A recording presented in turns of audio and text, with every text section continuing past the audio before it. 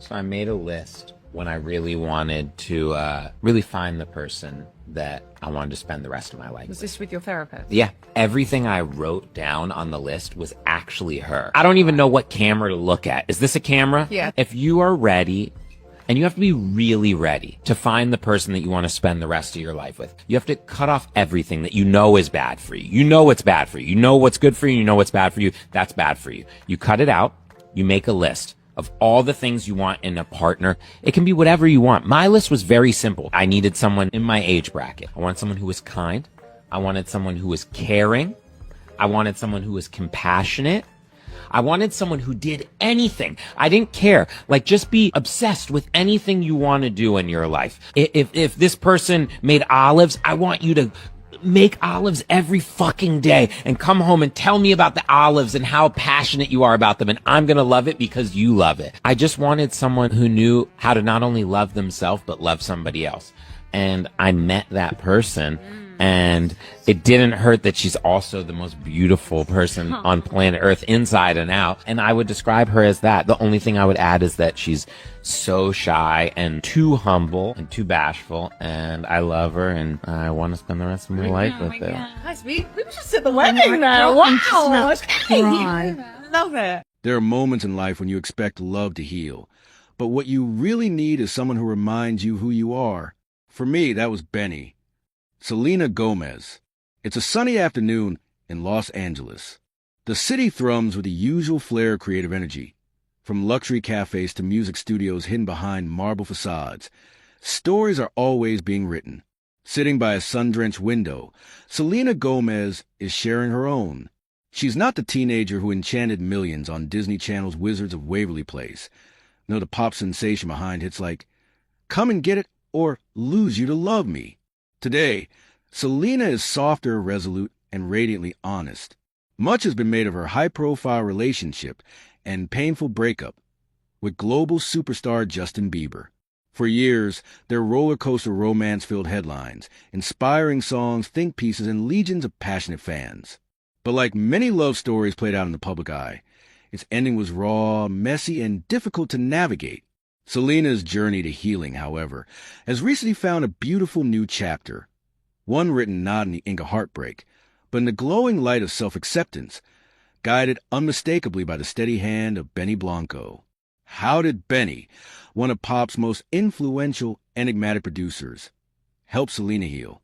How do you reclaim your identity when the past refuses to let you go? And what does it really mean to truly love, to be loved, and above all, to love yourself? Selena answers these questions with remarkable candor, revealing how Benny didn't just become her safe haven or new love, but her unexpected mirror. He's always there for me, she says quietly. He makes me feel safe and makes me realize my real worth, loving me without conditions. Just me. God gave me a blessing as a husband. This is a story of overcoming, of rediscovering oneself, and the transformative power of unconditional love.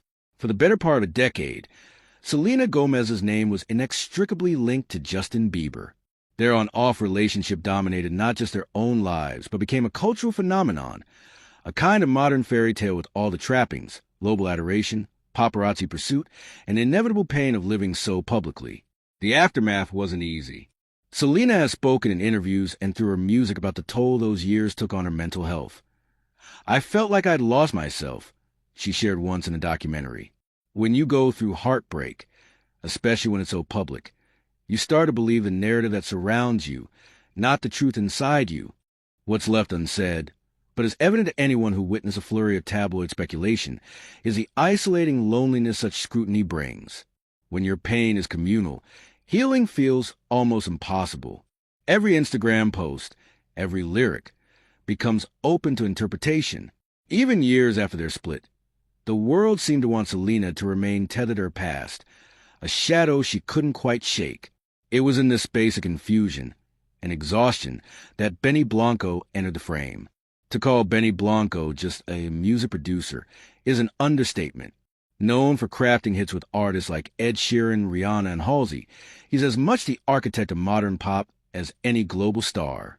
Yet, behind the mixing desk and awards, Benny has a quiet way of seeing people. He listens, One artist noted, not just to the music, but to the spaces in between.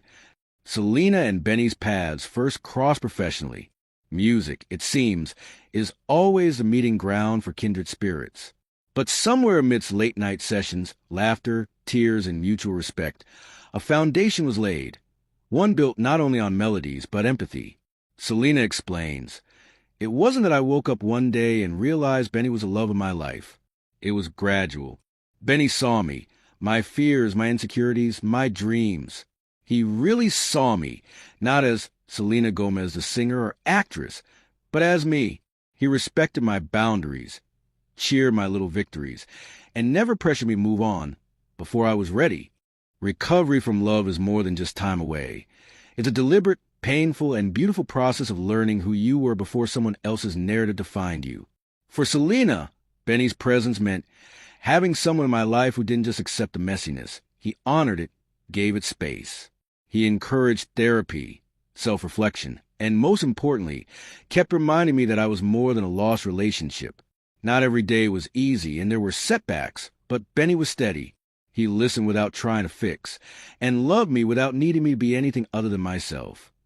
She adds, "I remember one night, after a really tough day, Benny just sat outside with me on the porch for hours. We didn't talk. He just held my hand. That silence spoke more love into my life than any song ever could." There's a distinct warmth in Selena's voice when she speaks of Benny's love, a marked contrast to the turbulence that defined her previous relationships. With Benny, there are no games, no drama. It's peaceful, safe. He's my calm place. When I struggle with insecurity or those old feelings creep up, Benny reminds me, with the simplest gestures, that love shouldn't be complicated. He's gentle, he's kind, and he always says, "You're enough." And you know what? I've started to believe it. It's this kind of stable, unwavering affection that allowed Selena to peel back layers of pain and expectation. She recounts how Benny would write her quiet notes during stressful days in the studio or leave silly voicemails just to make her laugh. He doesn't need to be the center of attention. He lets me shine. He lets me falter, too. She smiles. It's in those places of weakness where he shows up strongest. For Selena, faith has always played a significant role in her life, guiding her through both triumph and tragedy. Speaking about Benny, she is clear. "I see Benny as God's blessing in my life. I prayed not for a perfect man, but for someone who would love me the way I'm meant to be loved, and I got Benny." But Benny's impact extended far beyond the romantic. He didn't just help me heal from Justin. Selena says frankly, he made me realize my patterns, how I sometimes put everyone else's needs above mine, how I thought I needed to be chosen to feel worthy. Benny always encourages me to choose myself first.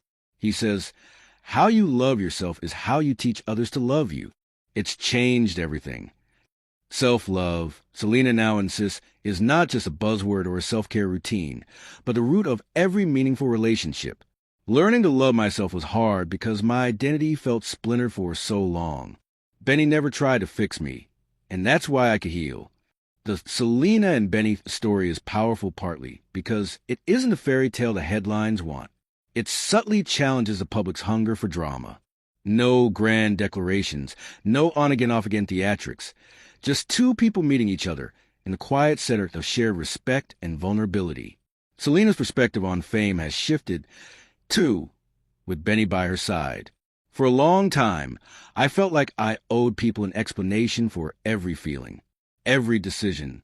Benny helps me keep some parts sacred, just ours. You learn to treasure that privacy. It's where the real healing happens. She credits Benny with reinforcing boundaries, not just with the public, but with herself. I realized that in order to truly move forward, I had to start saying no to old patterns, to pressures, and to the idea that healing needed to look a certain way. Beyond their romance, Selena and Benny's